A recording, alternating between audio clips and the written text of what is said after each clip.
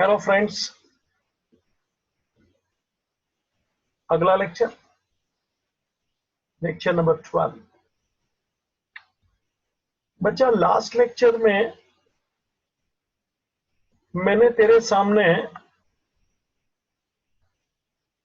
याद कर, एक छोटा टॉपिक रखा था, retirement of bill.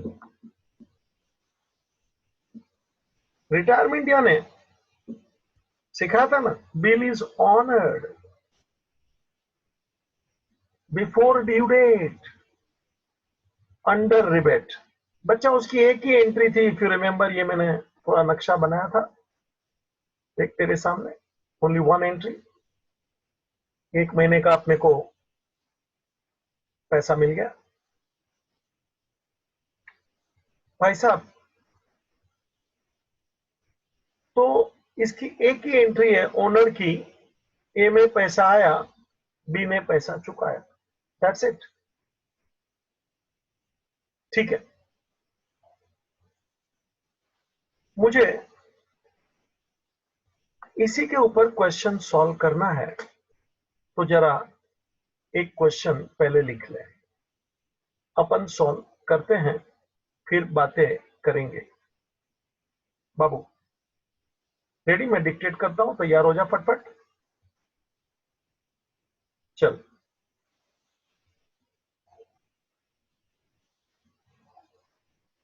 Take down.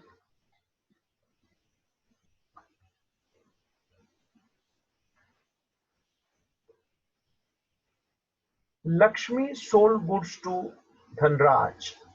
Take down. Question. Lakshmi sold goods to Dhanraj on 1st January 94. Lakshmi sold goods to Dhanraj on 1st January 94 for rupees 5,000. First off, Lakshmi draws a bill on Dhanraj.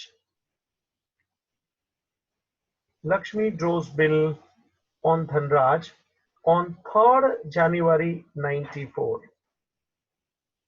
Goods बेचा एक को, bill draw किया 3rd को, full stop, continue. Dhanraj accepted the bill on 5th of January. ले ले, date पे date. Dhanraj accepted the bill on 5th January.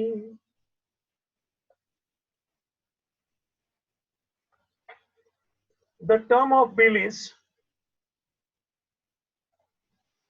the term of bill is 4 months. आगे लिख। On 8 April,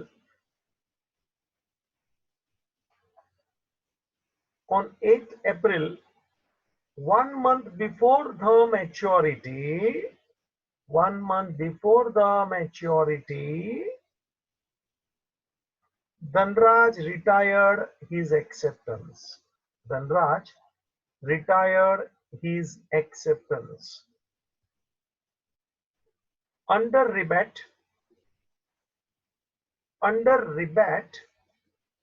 of 12% per annum. Under rebate 12% per annum. Pass entries in books of both. Pass entries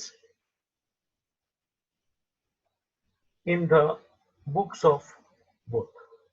तो बाबूजी, 2 journal बना ले। सुना क्या?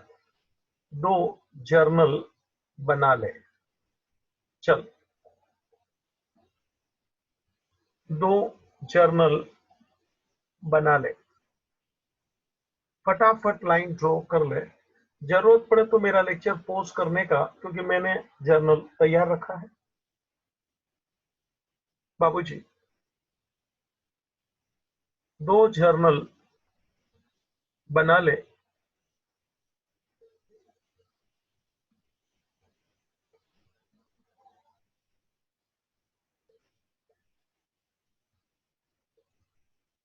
Journal of Lakshmi, heading मार,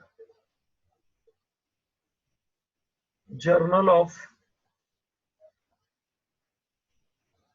लक्ष्मी, और दूसरी बाजू हेडिंग मार जर्नल ऑफ धनराज। एक बाजू लक्ष्मी है, एक बाजू धनराज है। चलिए बाबूजी, नाम भी मैंने चुने हैं, देख लीजिए। आप कहो तो चालू कर दो।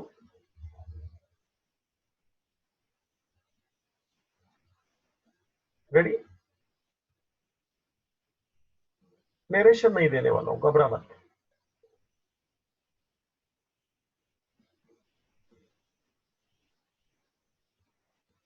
चालू कर दो बच्चा। Ready? Lakshmi sold goods to Dhanraj on 1st January 94 for rupees 5,000. Lakshmi sold to Dhanraj, date 1st January. आजा। Lakshmi sold to Dhanraj. Serial number 1. बाबूजी, date 1st January 94. चल, 1st January 94. लक्ष्मी ने धनराज को बेचा। Entry, Dhanraj account debit to sales.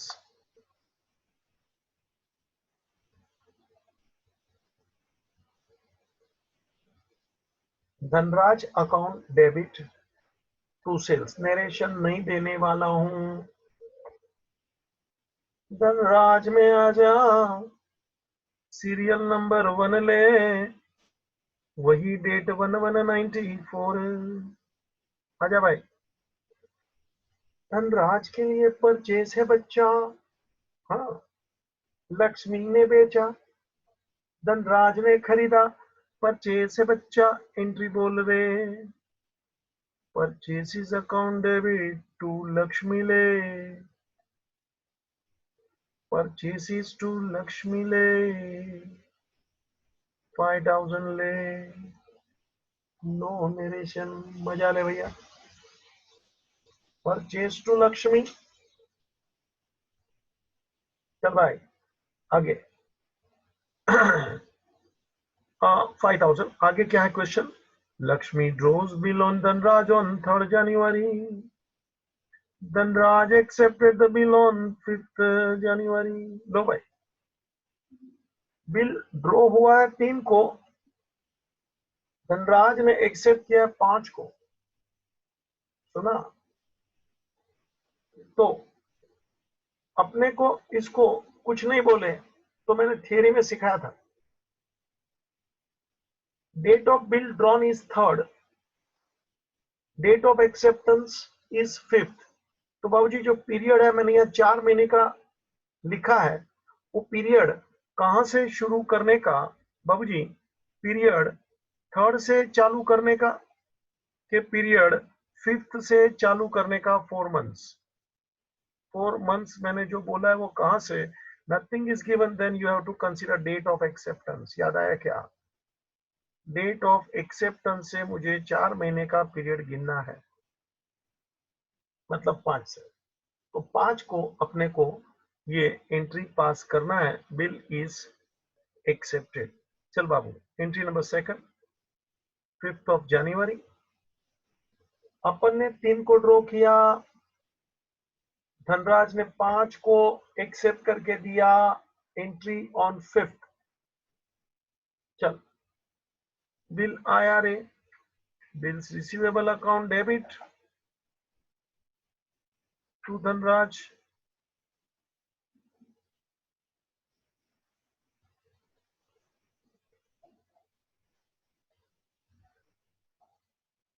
Bills receivable account debit to Dhanraj. Dhanraj में आ जा रे, नोए नरेशन रे। 5th January ले, बिल एक्सेप्ट किया, लक्ष्मी को दिया, एंट्री बोल रहे। Lakshmi's account debit to bills payable 5,000.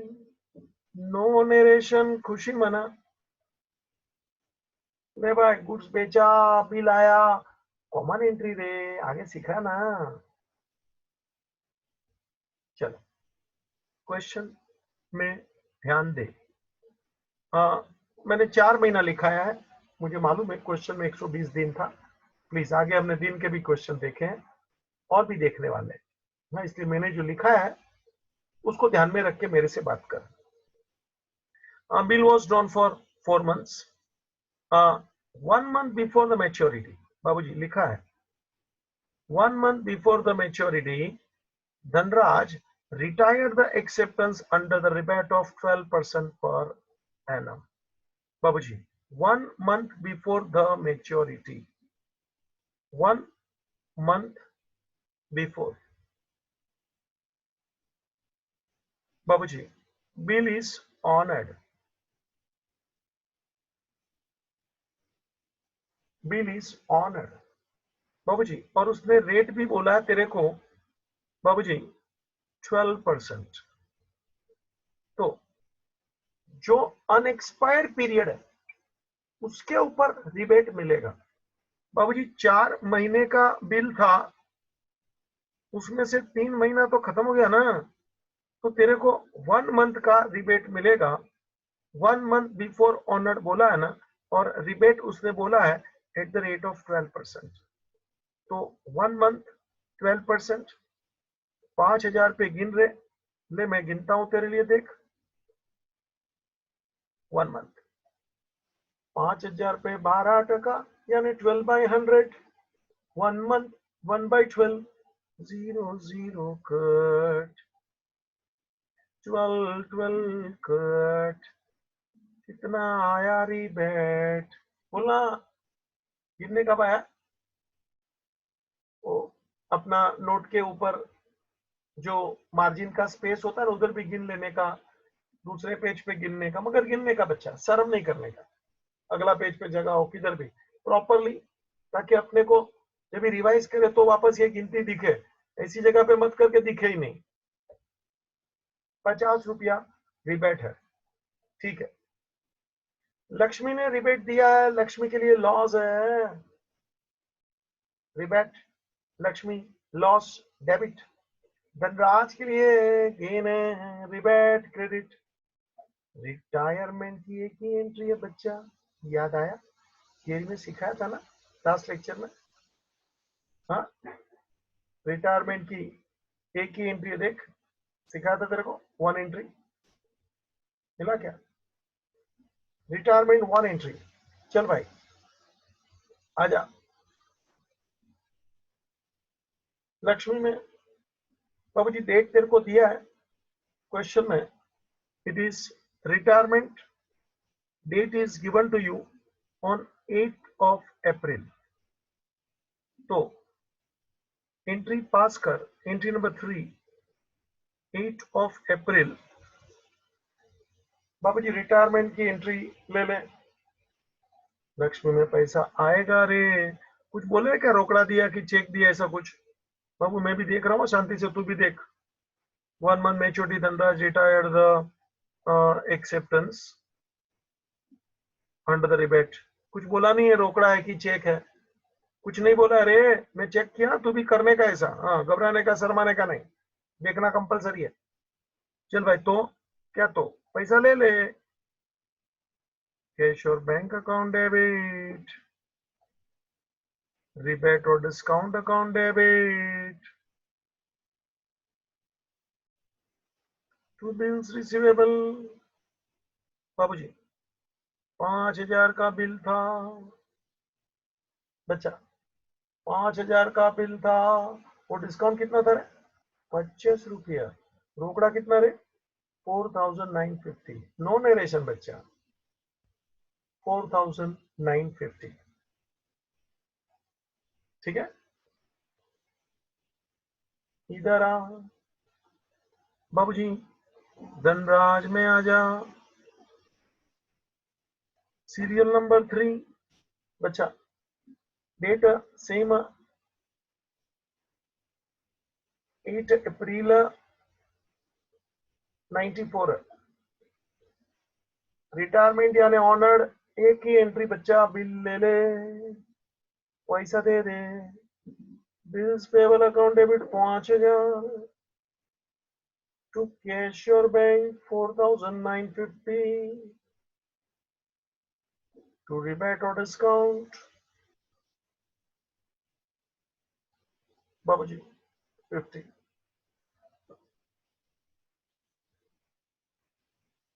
to rebate or discount 50, bills payable account debit to cash or bank, to rebate or discount it is 50, single entry for retirement आप देख सकते हैं। बाबूजी मुझे एक और थियरी तुझे सिखाना है और उसका नाम है बाबूजी इंसॉल्वेंसी ऑफ ब्रोवी।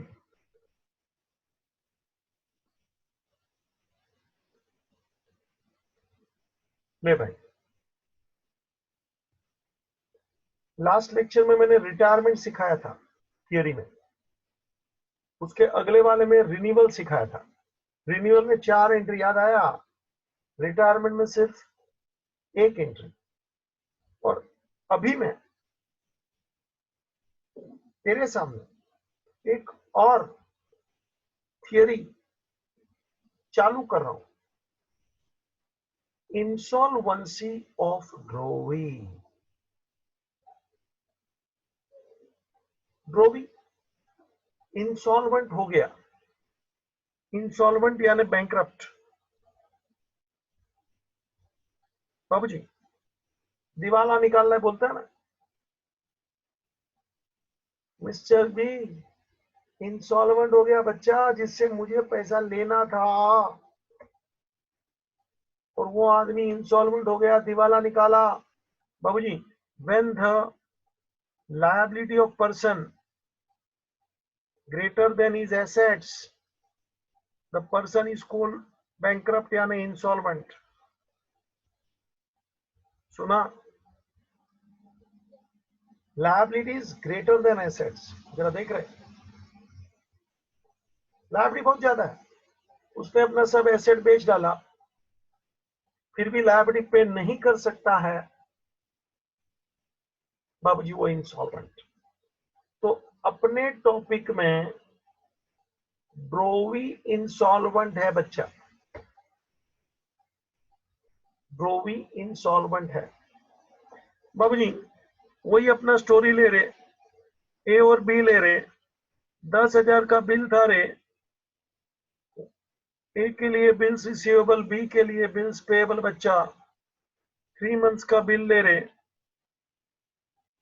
तेरा स्टोरी सुन ले पहले, वही चुना बेसिक चालू करता हूं ताकि तेरे को झट से पकड़ में आ जाए ग्रीप। अब देखना, डेट ऑफ बिल ड्रॉन से 1 जनवरी 2000। तो बाबूजी कोई मुझे पूछ सकता है कि ड्यू डेट क्या होगा? 3 months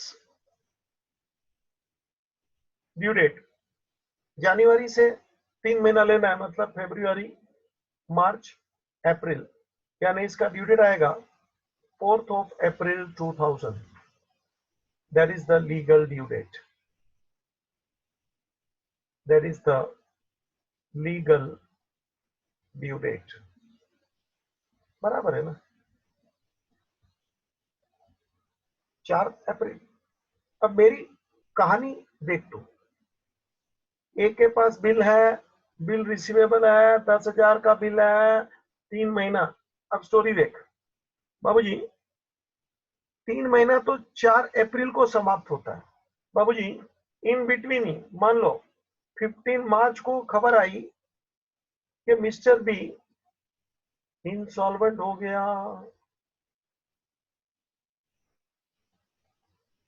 B became insolvent, B declared insolvent on 15 March. B became insolvent. जब आदमी इंसॉल्वेंट हो गया मतलब अपना पैसा डूबेगा। ये जरूरी नहीं है कि पूरा डूबे। ये मत पकड़ लेना कि 10,000 डूबे, 10,000 भी डूब सकता है, पूरा भी। हाँ, 10,000 यानी पूरा भी डूब सकता है। हाँ, कभी कभी वो भी अपने को थोड़ा पेमेंट दे भी देता है, अधूरा फधूरा जो भी बोलता है। क्वेश्चन में दिया होगा कि weather he can pay half amount, 25% amount, whatsoever. तो क्वेश्चन पढ़ने का कि पूरा पैसा डूब रहा है, थोड़ा मिल रहा है, बाकी का डूब रहा है। क्वेश्चन में बोला होगा ना, पूरा डूब सकता है पक्का।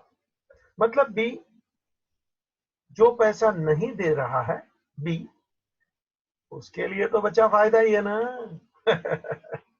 ये नहीं, नुकसान ए का है बाबूजी। The amount which is irrecoverable, amount which is irrecoverable, इसको बोला जाता है बैड डेट्स। याद आया डेफिनेशन 11 में सीखा। ए के लिए जो पैसा नहीं मिलेगा लॉस है बच्चा, बैड डेट्स। तो amount which is irrecoverable is called bad debts. तो ए के बुक में मुझे बैड डेट्स लिखना है, हाँ, क्योंकि ए का पैसा डूबेगा, पूरा भी डूब सकता है, पार भी डूबेगा। क्वेश्चन में दिया होगा रे कितना डूबेगा, मगर डूबेगा है पक्का है, क्योंकि वो इंसॉल्वेंट हो गया ना, इंसॉल्वेंट हो गया। बी के बुक में जो अमाउंट वो नहीं चुका सकता है, देख, ए के लिए क्या बोला था, अमाउंट विच इज इरिकवरेबल, तो बैड डेट से लॉस है। लेकिन बच्चा यही पॉइंट अपन बी के लिए देखेंगे तो उसके लिए क्या बोलना पड़ेगा, द अमाउंट नॉट पेएबल, मतलब amount could not be paid, amount could not be paid, इसको बोला जाएगा एक शब्द डेफिशिएंसी। अमाउंट नॉट पेड, मैं पेबल की जगह पे सीधा शब्द डाल दूं पेड, तेरे को अच्छा लगेगा। ले, डी ने पैसा नहीं दिया, ए के लिए लॉस है, बैड डेट्स है, बी के बुक में डेफिशिएंसी, डेफिशिएंसी लिखाता हूं, जरा रुक जा, पहले खोपड़ी में डाल, जरा स्टोरी देख वापस। ए के लिए रिसीवेबल था, बी के लिए पेएबल, 3 महीने का बिल था, और बीच में ही 15 मार्च को देख ले, 15 मार्च को खबर आई बी डिक्लेयर्ड इंसॉल्वेंट। तो जो पैसा नहीं मिलेगा, पूरा भी ना मिले, जो पैसा नहीं मिलेगा दैट इज बैड डेट्स। लेकिन बी के बुक में the amount which is not paid, वो बैड डेट्स नहीं, ए के बुक में बैड डेट्स बोलने का बच्चा, बी के बुक में वही अमाउंट डेफिशिएंसी बोलने का। मैं लिखवाता हूं, रुक तो, डेफिशिएंसी। हाँ, उसके लिए गेन है इनडायरेक्टली, डिस्काउंट है इनडायरेक्टली, जबरदस्ती का डिस्काउंट मिला रे। डेफिशिएंसी का सीधा अर्थ ऐसा होता है, इतना पैसा अपने पास नहीं है, नहीं भर सकते हैं, दैट इज कॉल्ड डेफिशिएंसी। इतना पैसा अपन नहीं पे कर सकते, नहीं भर सकते हैं, इट इज कॉल्ड डेफिशिएंसी। एक प्रकार का जबरदस्ती का डिस्काउंट अपन लिया है। एक के बुक में लॉस है, बैड डेट्स है, बी के बुक में वही अमाउंट डेफिशिएंसी अकाउंट करके बोलने का। समझ में आया बाबूजी? जब बैड डेट्स बोलेगा तो बैड डेट्स लॉस बोलेगा, तो बाबूजी मुझे bad debts account, bad debts account debit करना पड़ता है बाबूजी, डेफिशिएंसी अकाउंट हाँ क्रेडिट करने का। सुनता है क्या रे? ए के बुक में बैड डेट्स ए के बुक में बेड डेट्स लॉस है, बेड डेट्स अकाउंट डेबिट। बाबूजी बी के बुक में अमाउंट नॉट पेड डेफिशिएंसी है, डेफिशिएंसी अकाउंट क्रेडिट। यहां बेड डेट्स डेबिट, यहां डेफिशिएंसी क्रेडिट। और अब मुद्दे की बात पे आ रहा हूं, एंट्रीज। मुद्दे की बात पे आ रहा हूं, एंट्रीज। बाबूजी एक बात पहले बोल दूं, लीगल ड्यू डेट मैंने तेरे लिए गिन के रखा है, देख। लीगल ड्यू डेट मैंने तेरे लिए गिन के रखा है, देख। 4 अप्रैल। और मैंने जानबूझ के डेट बी का इंसॉल्वेंसी का 15 मार्च लिया ताकि तेरे को थोड़ा डेट के ऊपर मेरे को मचलना है खटाखट। ड्यू डेट है, देखना, 4 अप्रैल दिखता है ना तेरे को। और बी इंसॉल्वेंट हुआ है, जानबूझ के मैंने डेट पहले लिया 15 मार्च। यस, एक बात सुन ले बाबूजी, डिसऑनर की एंट्री, क्योंकि बी पेमेंट नहीं करेगा, मालूम पड़ गया अपने को 15 मार्च को कि पेमेंट नहीं करेगा, मगर बाबूजी डिसऑनर की एंट्री भले पहले मालूम पड़ गया अपने को 15 मार्च को, डिसऑनर की एंट्री 15 मार्च को नहीं आएगी। डिसऑनर की एंट्री उसके लीगल ड्यू डेट यानी 4 अप्रैल को ही आएगी। मैंने जानबूझ के बीच में 15 मार्च का टांग अड़ाया था कि तू 15 मार्च सोचेगा, भले मैं पहले इंस्टॉलमेंट हो गया।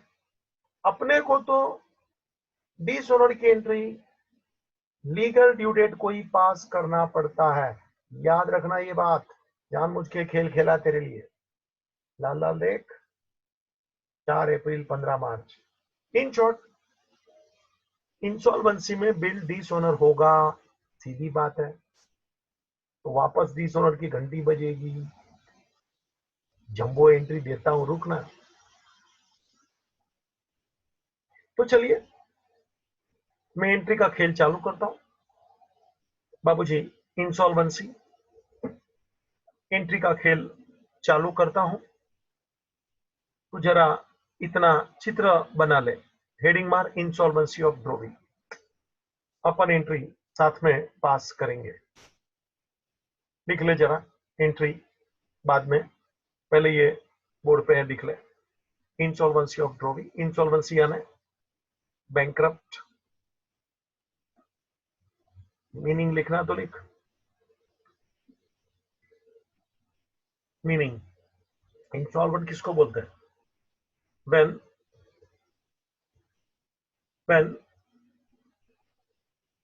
liabilities of a person, when liabilities of person is more than assets, the person is called insolvent. Liabilities are more than assets, person is called insolvent. बाबूजी चित्र बना, एले बिल्ले, चित्र ले रे, बी आर बीपी ले, 10,000 3 months फटफट चाल। बिल ड्रॉन ऑन 1 जनवरी, तो फरवरी मार्च अप्रैल है, लिख रहे legal due date 4 April 2000, legal due date 4 April 2000। और अभी मैं देख झटका मार रहा हूं तेरे को, नीचे की लाइन में लिख, mister be declared insolvent, mister be declared insolvent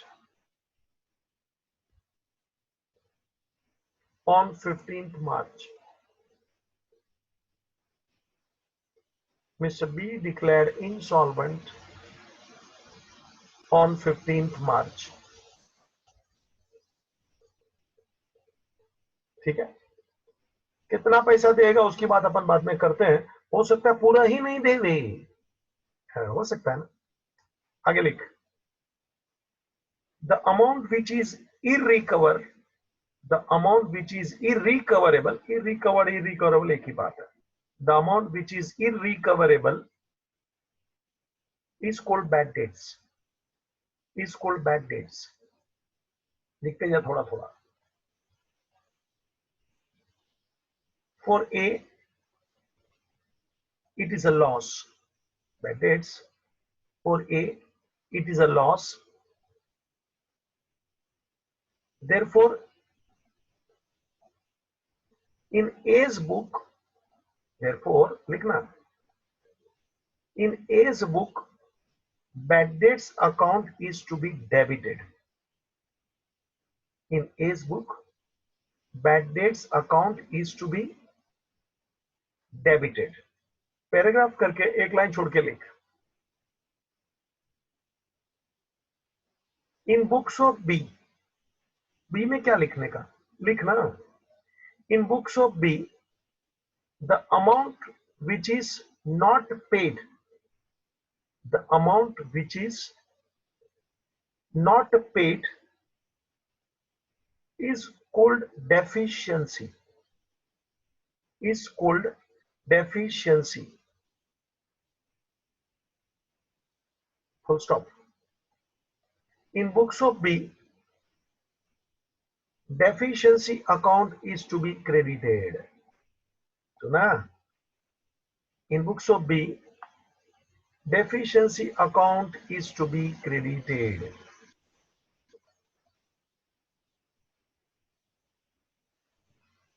हुआ, अभी जरा हेडिंग मार, एंट्रीज, दोनों के बुक में मुझे तुझे एंट्री देना है, इन ए इन बी,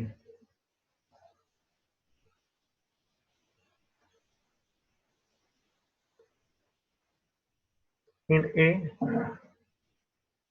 इन बी। चल बच्चा, दोनों के बुक में मुझे तुझे एंट्री देना है,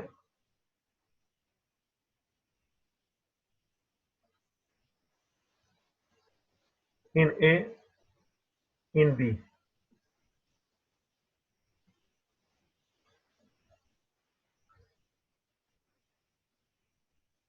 चले,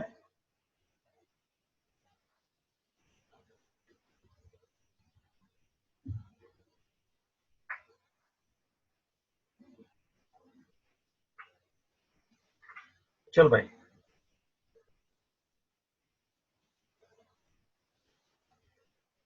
स्टार्ट करते हैं। हाँ, एक बात सुन ले, लिख ही ले, for insolvency there are two entries. याद आया, रिटायरमेंट में एक ही एंट्री थी, रिन्यूअल में 4 एंट्रीज थी, लिख लेना, इंसॉल्वेंसी 2 एंट्रीज, जरा लिख ले, अच्छा लगता है। चल भाई, कौन सी 2 एंट्री है, चालू कर मेरे साथ, दोनों में दूंगा, इन्हें लिख, इन ए लिख, on 4th of April legal due date, take down place, entry for dishonor of bill,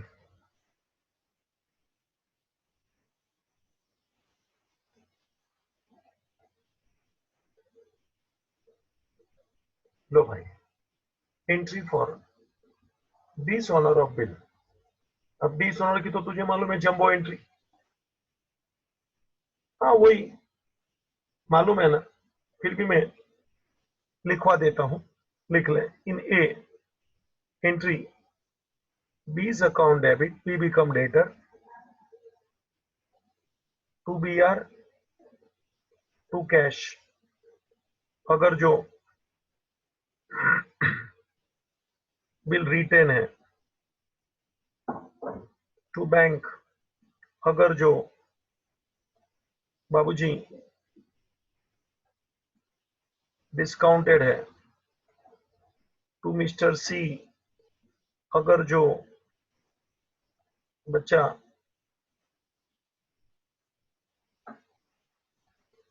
endorse है, and two bill sent for collection to bank with noting.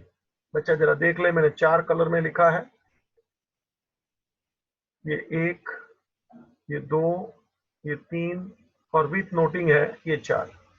Jumbo entry as you know, dishonour of bill of course with noting, मैंने लिखा है with noting, तो noting legal हमने काम किया है जी, ठीक है। चल भाई, जरा बी में भी लिखना। बी में एंट्री क्या आएगी बच्चा, वही एक ही एंट्री है, उसके लिए पॉसिबिलिटी नहीं है, विथ नोटिंग है, मगर ध्यान रखना bills payable account debit, noting charges account debit,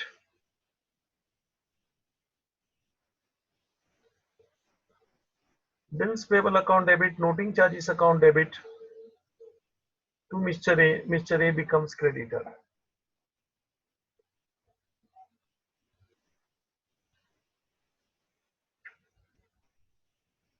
Bills payable debit, noting charges debit to Mr. A. ये पहली एंट्री डिसऑनर की हुई बच्चा, मैंने पहले ही तेरे को लिखा है, देयर आर 2 एंट्रीज, जरा देख गौर से, 2 entries, first dishonour, first entry for dishonour, second entry बाबूजी bad debts, heading mark, second entry bad debts, in other words bracket में लिख दे डेफिशिएंसी।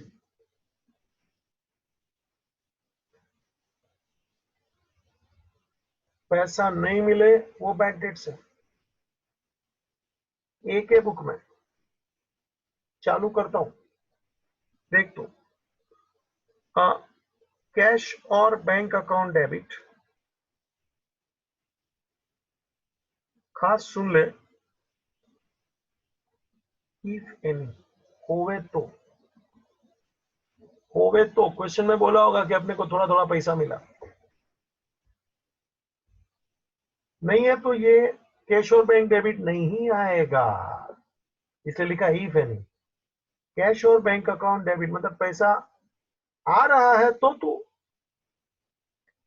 डेबिट लिखेगा, क्वेश्चन में बोला होगा जी कैश और bank account debit if any, नहीं है तो इसको नहीं लिखना, सीधा लिखने का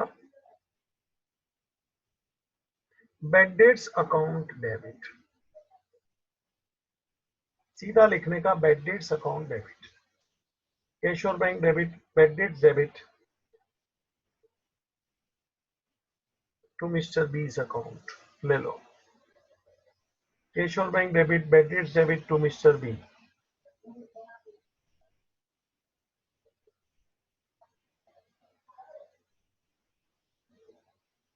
टू मिस्टर बी।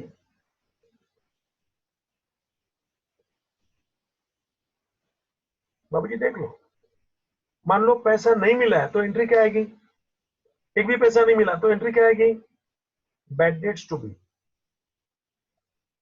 तो थोड़ा पैसा मिला है तो कैश भी ले ले, बैड डेट्स भी ले ले, टू बी, इसलिए मैंने इफ एनी लिखा है, सावधान।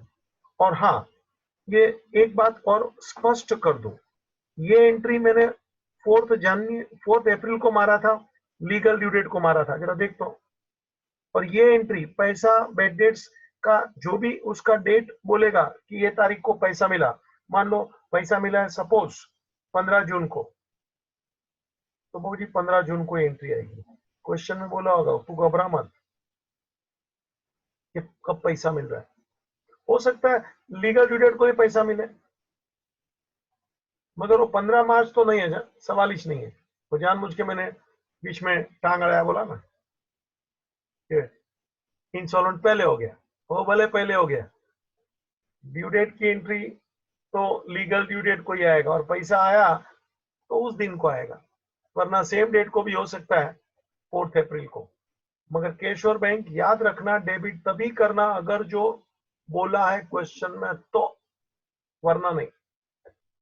तो कैश और bank account debit, bad debts account debit to B. ठीक है, चल जरा बी में भी आनंद ले ले बाबूजी। बी पैसा देगा नहीं देगा क्वेश्चन में बोला होगा। बी में बैड डेट्स नहीं लिखना, डेफिशिएंसी लिखना, हम बोला था ना तेरे को। चल एंट्री ए का अकाउंट चुकते कर रहे हैं, यानी एज अकाउंट डेबिट, उसका अकाउंट चुकते कर रहे हैं यानी A's account debit, A is the receiver. हो सकता है थोड़ा बहुत पैसा दिया है टू कैश और bank, if any. Once again same style, question में बोला होगा इसलिए उधर भी देख मैंने इफ एनी लिखा, इधर भी if any. And two, last but not least, to deficiency account, is account debit to cash or bank to deficiency.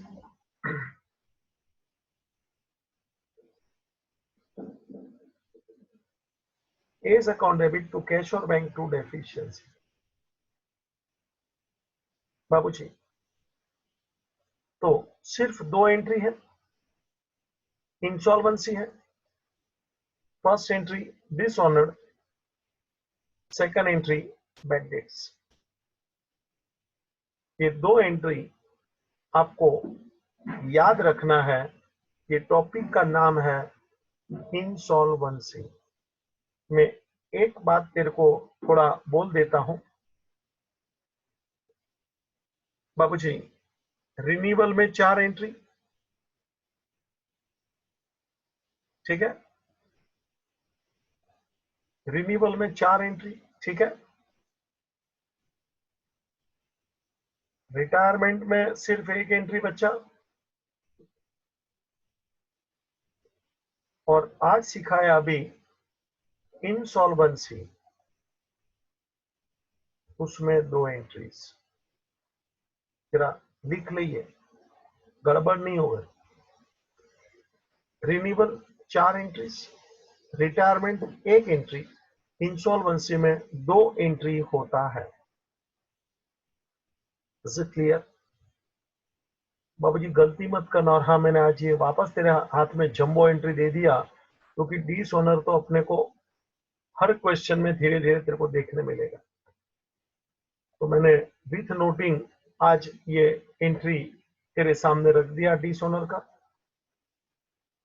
Retain है तो बीआर, डिस्काउंटेड है तो बैंक, इंडोर्स है तो सी, और एजेंट को दिया है तो के bill send for collection account, और नोटिंग चार्ज बैंक ही भरेगा, यानी साथ में टू बैंक लिखा है।